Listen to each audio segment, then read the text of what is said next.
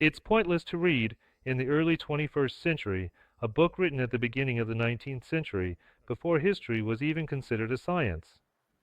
That's what's called the pre-scientific period of historical study.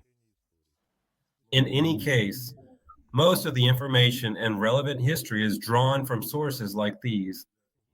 In any case, would you go get treated by a doctor who uses prescriptions from the early 19th century, or would you go to a doctor who practices medicine from the early 21st century?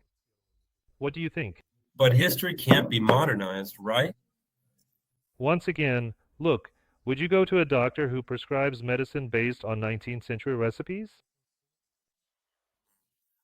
Now, Wait a second. Look, Mikhail, you're not answering my questions. You wouldn't go.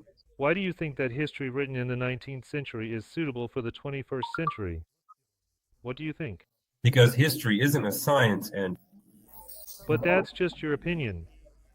You have to understand, if you had read at least something about history, you would have a different opinion.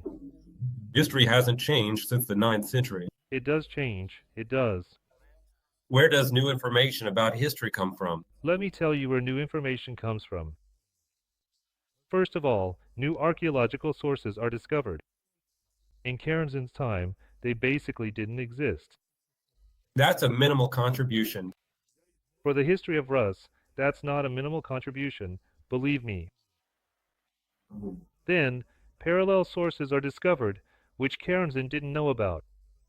Parallel sources are German, Scandinavian, Byzantine, and Arab sources that Karamzin wasn't aware of. Karamzin mainly relied on chronicles, but he treated them uncritically, because history as a science didn't yet have its own methodology when Karamzin was reading these sources.